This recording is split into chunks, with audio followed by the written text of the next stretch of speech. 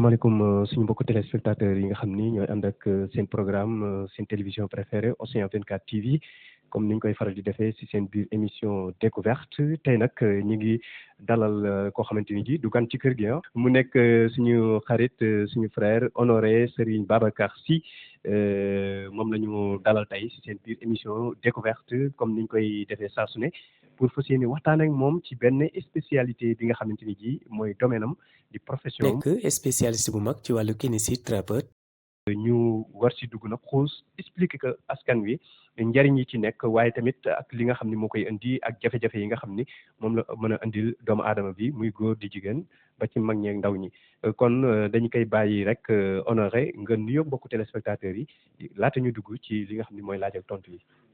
asalaamaaleykum ñu ngi leen di ziar bu baax di leen nuyu di sant yàlla di nuyu suma ñaari waajur di nuyu sama soxna di nuyu sama doom di nuyu monde entier di ziar ñëpp di ñaanal yàlla yal nañu yàlla defal jàmm nañu toog rek tey fii di nuyu El Hadj ci émission bi macha allah.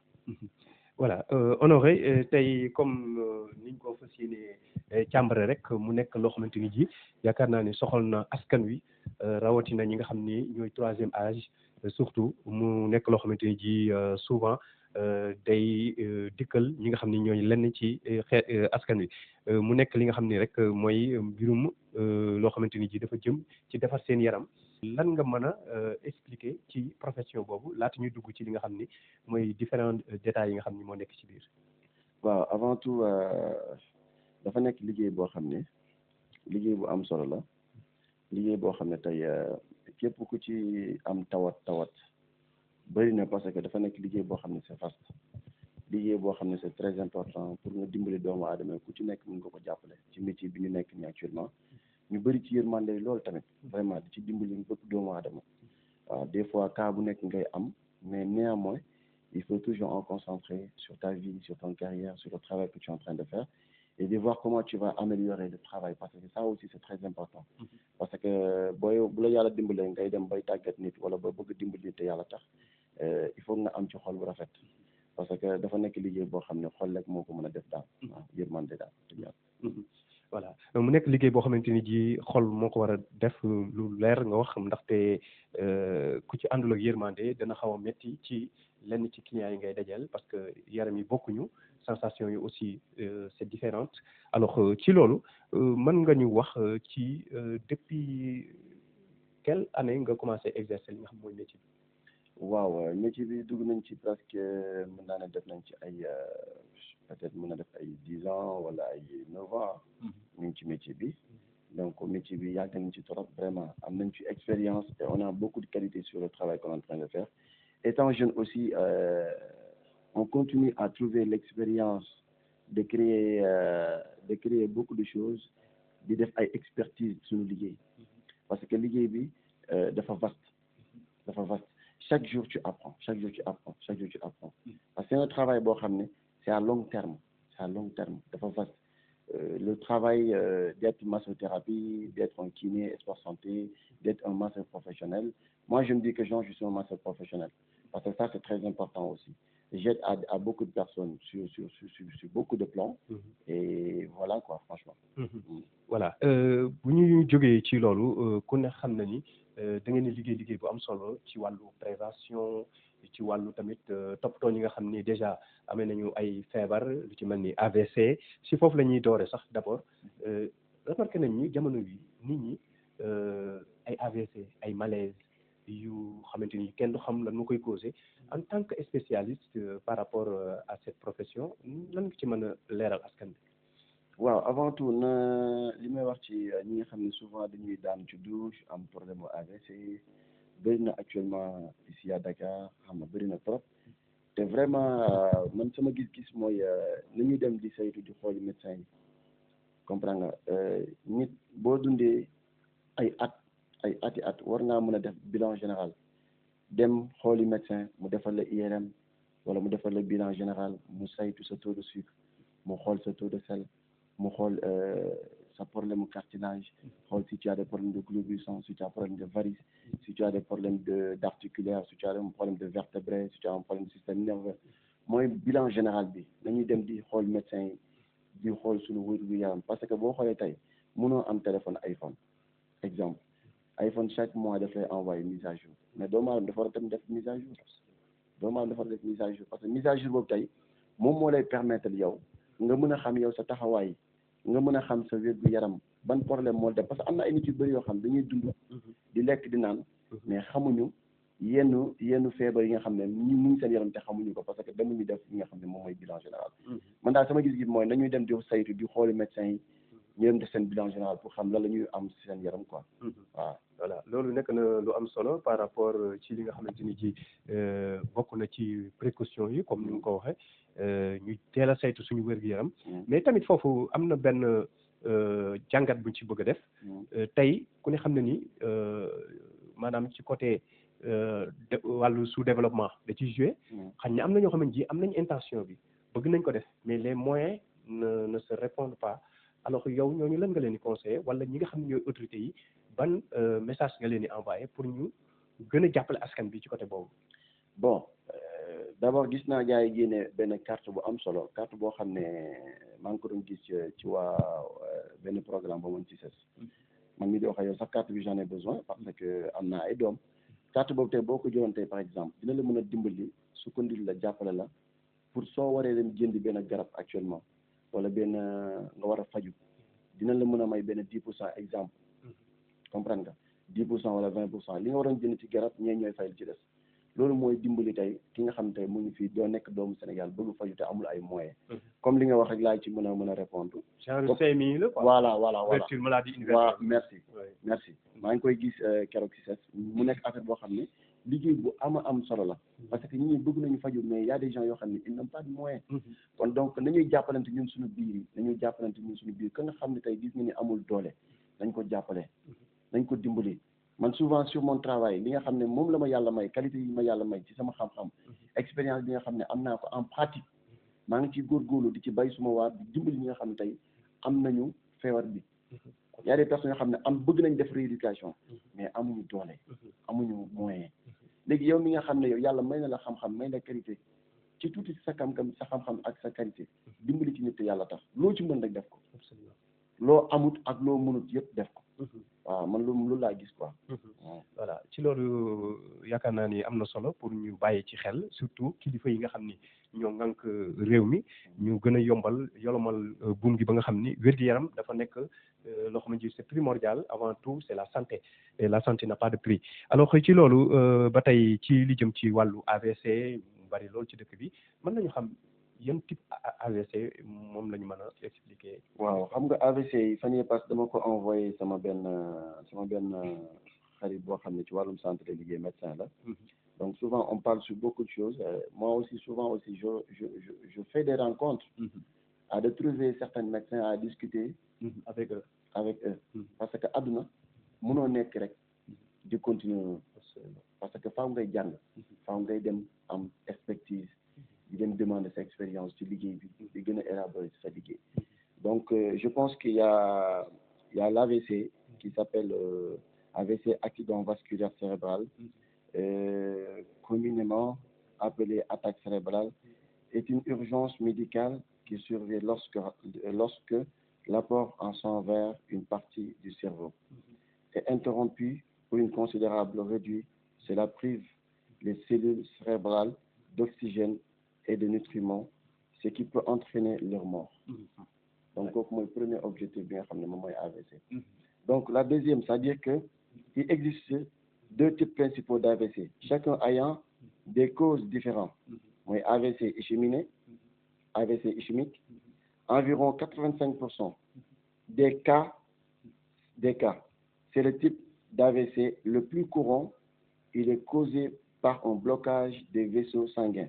qui irriguent le cerveau. Les causes principales sont thrombose, un caillot sanguin. Thrombus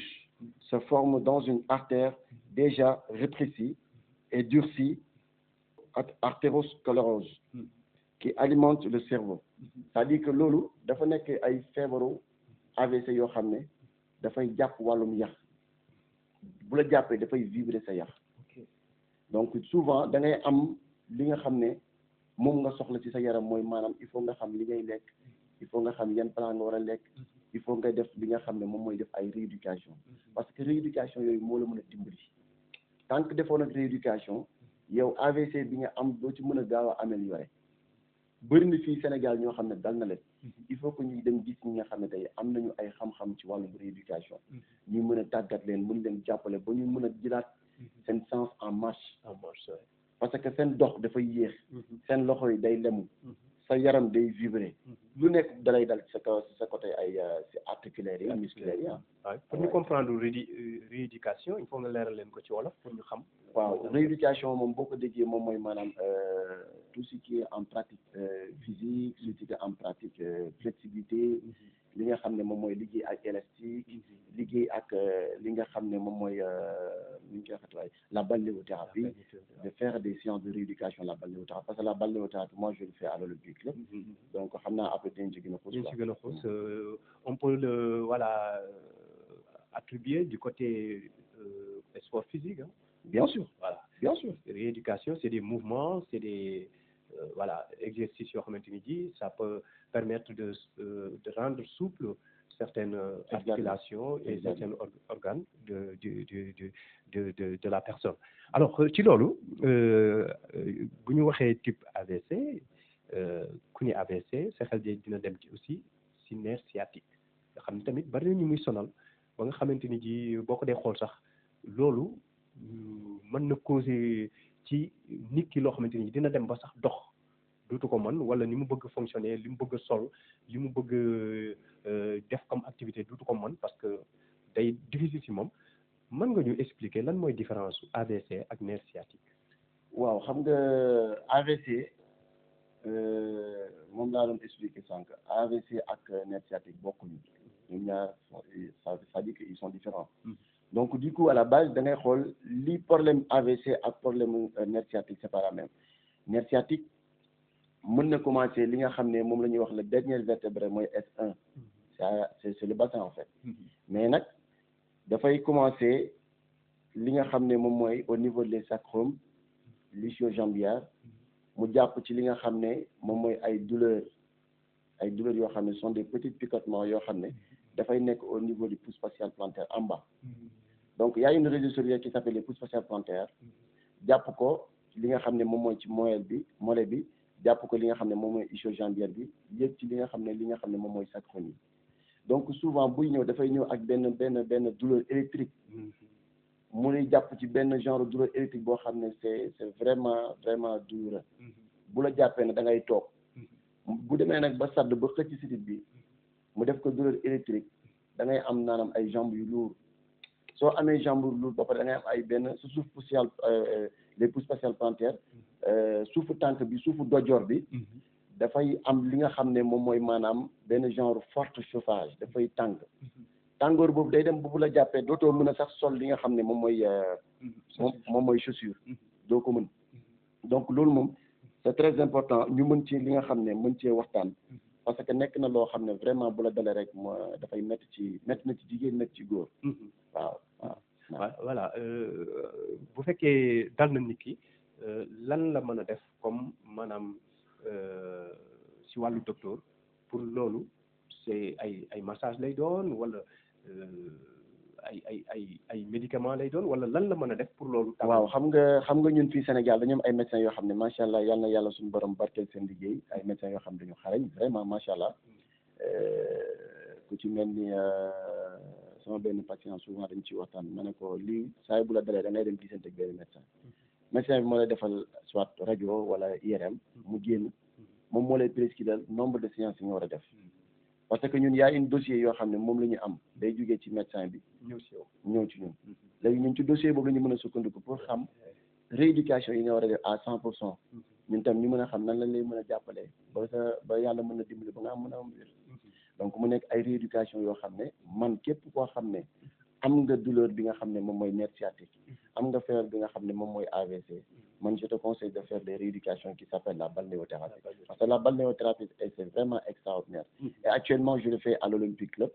et maa ngi nuyu sama ki ma fa jël mu nekk monsieur Abou mu nekk nit ku baax maa ngi koy nuyu du passage donc vraiment mu nekk nit ku baax ñu am ay liens yu rafet macha allah.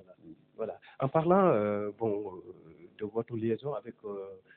Olympique Club est-ce que da ngeen a aménagé benn salle foofu boo xamante ni da ngay jox rendez-vous patients yi ou bien nan la demee. waaw on a là-bas une bassin de piscine fi nga xam ne foofu ñuy defee séance yi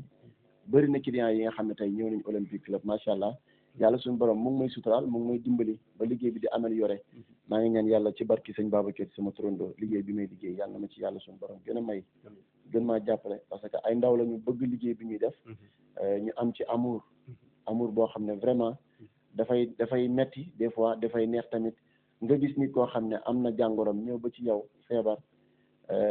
yow pratique bi ngay def ak expérience bi nga xam ne le bon Dieu t'a déjà offert ça le bon Dieu t'a déjà donné ça nga passionné si nga bëgg ko di ko def ak jom ak fulla saay boo gisee nit boo xam ne dimbali nga ko mu ñëw Olympique la bu wéree rek yow da ngay kontaan des fois aussi da ngay am patient yoo xam ne di nga ñëw jàppale leen dimbali leen di liggéey mu nekk liggéey boo xam ne dafa nekk liggéey bu metti waaye il faut toujours avoir beaucoup de courage sur la vie lépp la def ci àdduna rek gëm ko bul mës a xaddi jàppal te bàyyi te xam ni dina baax incha allahu rabbi mu nekk liggéey boo xam ne maa ngi koy liggéey Olympique Club maa ngi ciy dimbali ay doomu aadama yàlla ak may suturaal nag maa ngi ñaan yàlla na gën a continuer mu nekk liggéey boo xam ne liggéey bu am solo la quoi vraiment monsieur El Hadj. Macha Allah en dehors de votre contrat avec Olympique Club am nga ay séances yoo xam ne da nga koy def à domicile ou bien nga déplacé wu dem fekki patient bi. waaw alhamdulilah rabbi alamin aussi ñu ngi def fu nekk fii séance de rééducation à domicile mën naa ne fii Dakar Sénégal am na ñu bëri ñoo xam ne xam nañu ma waaye maa ngi ñaan yàlla ñu gën a xam suñu liggéey parce que liggéey bi ñu liggéey nii yàlla xam na ne wallahi azim yërmande moo tax ñu ciy gën a concentré parce que Seydina Muhammad sallallahu alayhi wa sallam dañ ko mos a laaj ne ko ñaata liggéey moo la gën a neex ci àdduna mu ne jàngale alquran jàngale xam-xam ak faj doomu aadama kon donc maa ngi nuyu passage médecin yi maa ngi ñaanal médecin yëpp yal na yàlla suñu borom taxaw leen liggéey bi ñu def pour dimbali doomu aadama faj doomu aadama yombul parce que dafa nekk liggéey boo xam ne liggéey bu métti la maa ngi ñaanal yàlla képp koo xam ne yaa ngi ci milieu rééduqué ay réhabilitation pour aider à des gens qui ont des problèmes de pathologie problèmes d'articulaire problèmes musculaires problèmes l'hémiplégie parce que tamit y a beaucoup de facteurs yoo xam ne c'est vraiment vaste parce que ñun suñu liggéey bi dafa vaste y a des personnes yoo xam ne ils ont des problèmes de l'hémiplégie dafa nekk tamit benn feebar boo xam ne c'est une maladie cérébrale parce que l'hémiplégie ak AVC dañu xaw a njuróom mais ñoom ñaar bokkuñu quoi parce que l'hémiplégie c'est tu vas faire des opérations au niveau du cerveau parce que c'est opération bi ci bopp lay def quoi waaw l'hémiplégie tamit moom da ngay trembler mais AVC bokkul ak l'hémiplégie donc médecins yi dafa bëri lu ñuy faj parce que ñun ak kinésithérapeutes yi les masseurs professionnels comme nous donc yàlla daf ñu may maanaam ñu am yenn qualité ak xam-xam yu bëri ci wàllu métier bi quoi. macha allah loolu yaakaar naa ni baax na ñu leeral ko ci li nga xamante ni ba tey moo jëm ci wàllu li nga xamante ni ji rek day dal askan wi surtout ci côté boobu mën nañu xam say clients wala ñi nga xam ni ñoom ngay gën a toppatoo jigéen ñi góor ñi wala ndaw ñi mag ñi ñen ñoo si ëpp. bon xam nga man nag sama liggéey bi yàlla dafa def ni amul góor amul jigéen parce que souvent li ci ëpp tamit mooy da ngay gis xale bu ndaw boo xam ne am na feebar AVC mënoo ci dara da ngay am toppatoo ko dimbali ko parce que tamit dañ la ci yaakaar des fois tamit da ngay am ay nit yoo xam ne dañ lay woo ne la sama diwkat dafa feebar mu ngi nii di génn hôpital mais médecin bi jox nañu fiche de rééducation yi nga ko war defal nee na nga defal ko 10 séances wala 11 séances wala 25 séances ça dépend nga dem defal ko ay séances am defal ko ay rééducation yàlla suñu borom yow mi nga xam ne yow am nga ci yërmande dem këram di ko defal ay séances de rééducation à domicile yàlla muccal ko ci sa loxo mu wér bëri na mais man je fais des séances à domicile am naa ay mère am naa ay pa ñoo xam ne dañu am ay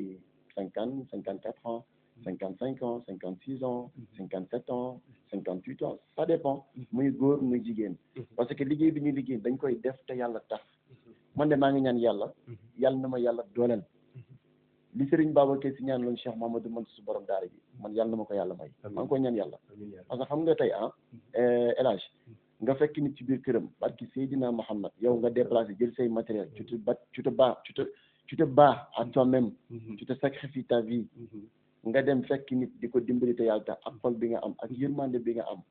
nga dimbali ko ci sa xam-xam ci sa expérience nga laal ko rek mu wér des fois mën naa ne yàlla suñu borom da ciy dugal loxom parce que liggéey bi may liggéey man dama gëm ni xol bu rafet moo koy def absolument damay voyage yi damay dem fu nekk damay voyage des fois je pas en voyage damay voyage di ànd ak ay nit di ànd ak ay médecins ñu may yóbbu ci yéen dëkk may liggéey su ma paree ñibbi si waat fii Sénégal continuer waat sama liggéey mais nag maa ngi ñaan yàlla na ma yàlla boole ak ay partenaires ay nit yu baax ba ñu am lu ñu créé fii Sénégal parce que nekk na liggéey boo xam ne liggéey bu am solo la yàlla nañ ci yàlla may kattan yàlla dooleel ñu yàlla taxaw ñu ci liggéey bi ñu def macha allah en parlant de partenaire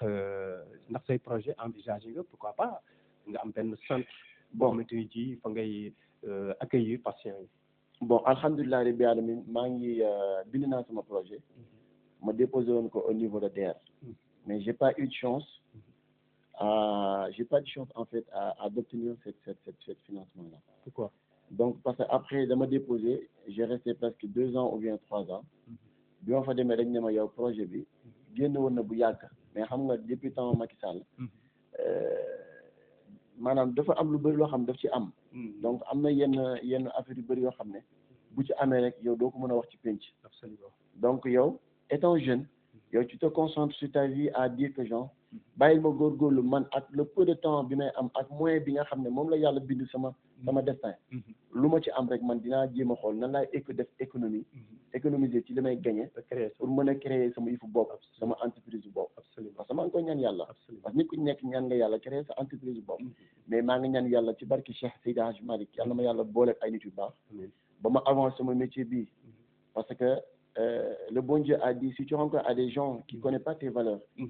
ils vont jamais te valoriser mais dafay baax tamit des fois doomu aadama bu ko xeeb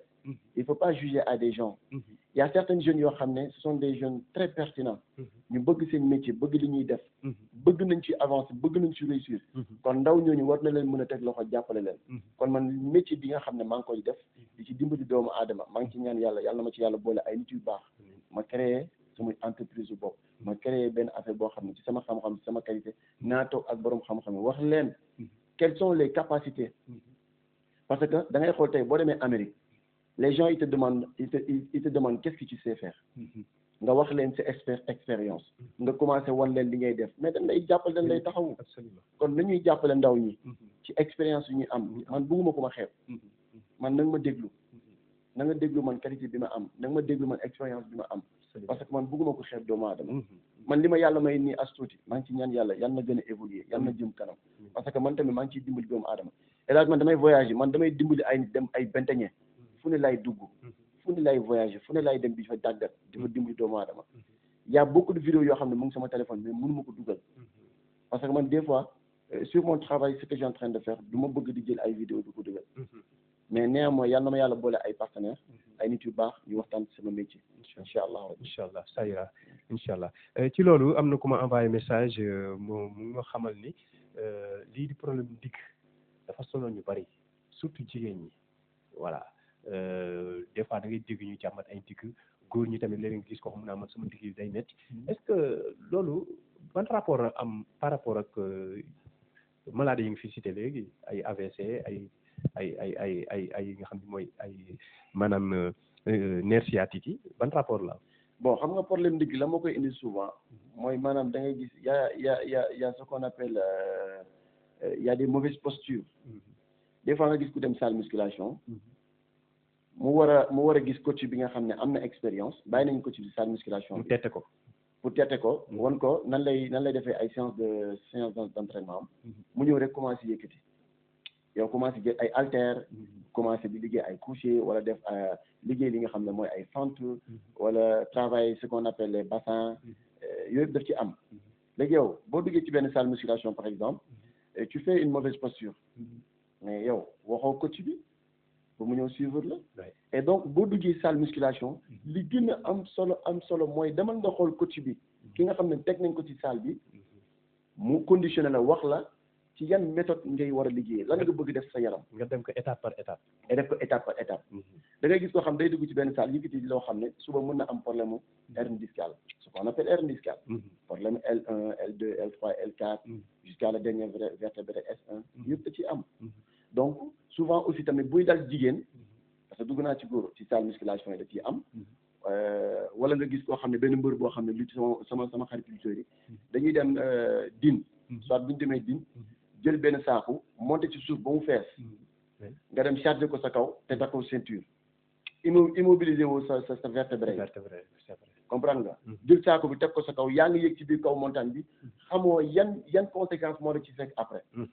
est-ce que tamit sama mbokk lutteurs yi ñi gis un kiné de faire des rééducations xam lu ñu war a lekk xam lu ñu war a naan souvent aussi problème ndigg buy dal jigéen mooy xale bu jigéen bi nga xam ne dafa nekk en état est-ce que tam bu nekkee en état am na benn façon posture y a des façons de posture am nga li nga war a tëddee y a des coussins yoo xam ne souvent dañ koy jaay Decathlon maa ngi nuyu waa Decathlon souvent les matériels c'est là-bas que j'achète mes matériels maa ngi nuyu waa Decathlon ak Delta Médical maa ngi leen di nuyu ñoom tamit sama xarit yi fa nekk ñu fay liggéey souvent foofu laay jëndee samay matériels yu bëri yoo xam ne dama koy soxla sama patient yi donc souvent da nga gis benn jigéen boo xam ne elle a un état su defee mauvaise posture dafay am ay douleur parce que elle a un état tu comprends souvent tamit nga gis koo xam ne day nekk biir këram yenn ay panne loolu mooy indi ay douleur wala yëkkatul diis loolu la ñu woowee mauvaise posture soo defee mauvaise posture mën na coincé li nga xam ne moom mooy siti bu fa keppoo da ngay am ay problème mu ndégg donc bëri na daal c'est vaste quoi waaw douleur yi bëri na quoi voilà c'est très important xam naa li ñu jaglewoon ci waxtu mi ngi jege tey li nga xam ni mooy dañuy ñëw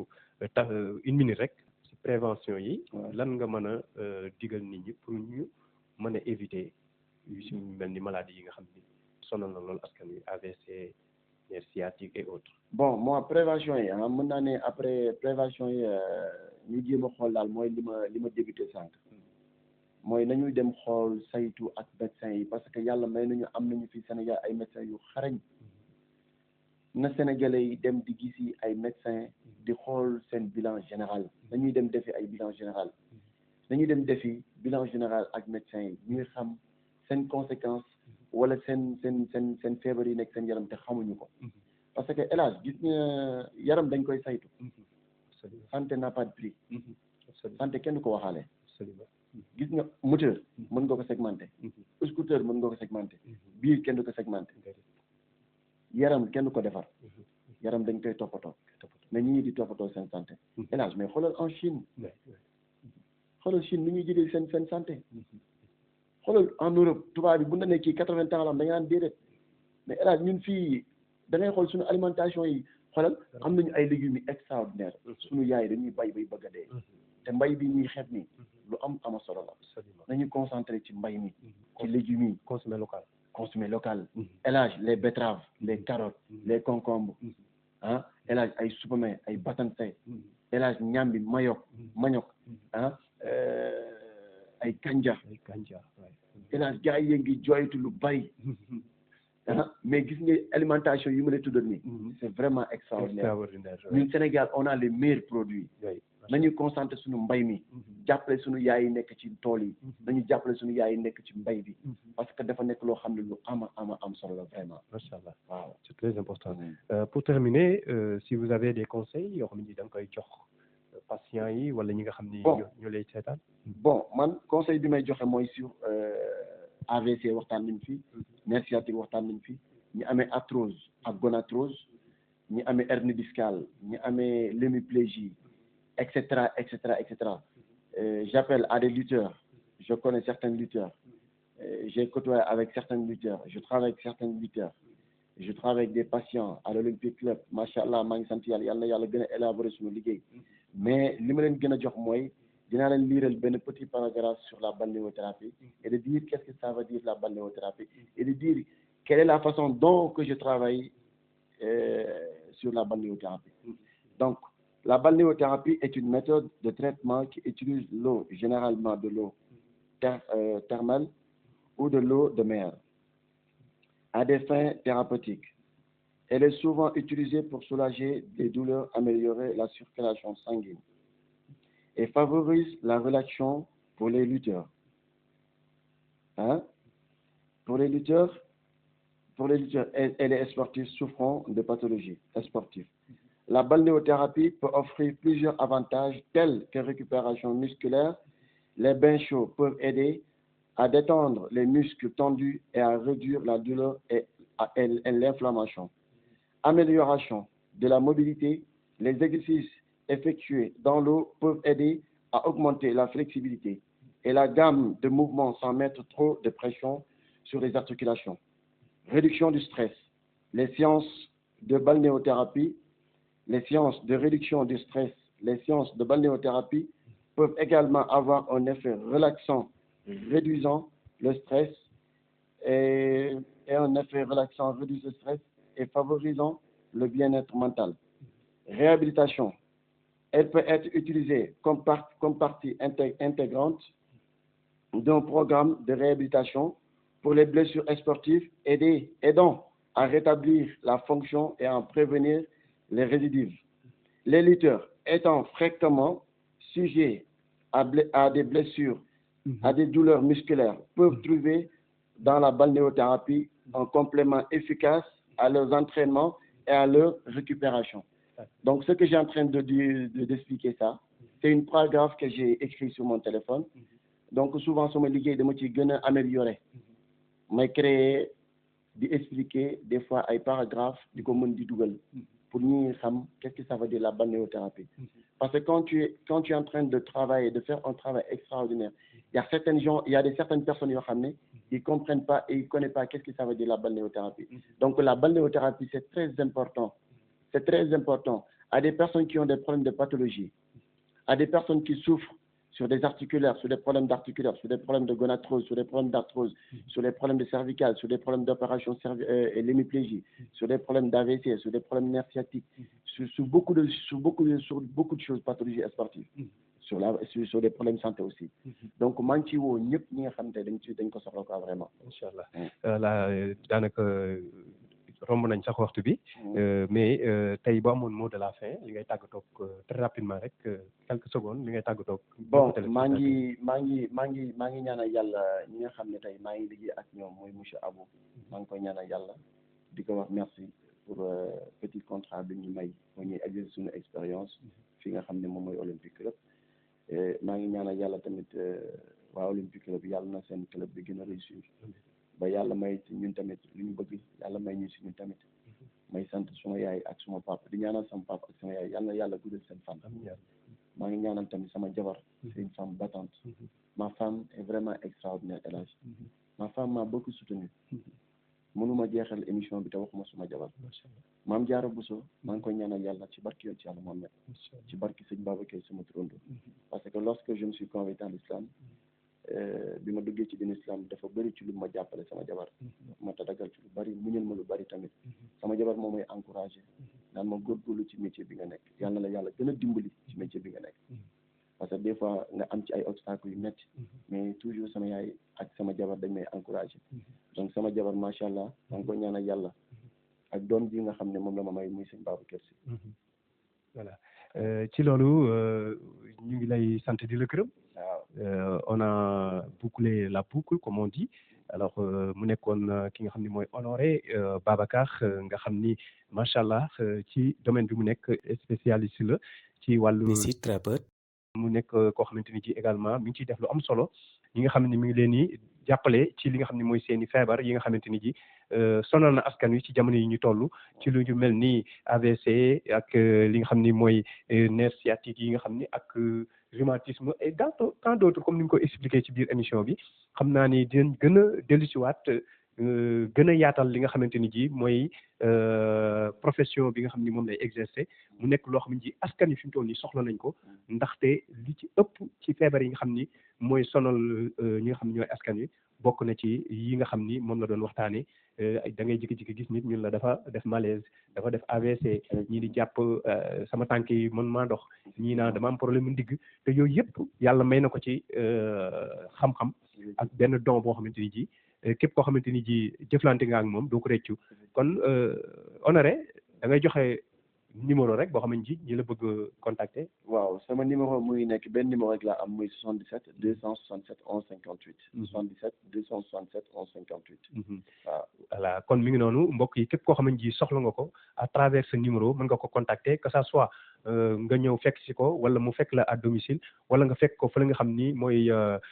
Olympique Club nga xam ni mu ngi fay liggéey bu am solo ak ay autorités de haut niveau yoo xam ne ñu ngi leen di yoral seen wàllu rééducation yooyu dafa nekk li nga xamante ni ji souvent il faut que nit ñi di ci bàyyi xel ci li nga xam ni moo jëm si suñu wàllu wér-gi-yaram kon mbokk yi mu nekkoon seen émission découverte tey nag ñu dalaloon honoré Serigne Babacar nga xam ni ràññee nañ ko lool ci milieu bi muy ci liggéey bu am solo ñuy jaajëfal suñu mbokku téléspectateurs yi di jaajëfal suñu mbokku internautes yi ñuy suivre de près et de loin surtout du côté de la diaspora ñu ngi leen di nuyu di leen saluer au passage surtout tamit les patients yi nga xam ni ñu ngi ànd ak feebar yi nga xam ni tey waxtaane na ko ñu bàyyi ci xel te ngeen topp ki nga xam ni mooy honoré Serigne Babacar incha allah di ngeen ci am lu kawe seen jort ñu ngi leen sant di leen gërëm di leen jox rendez-vous ci beneen numéro.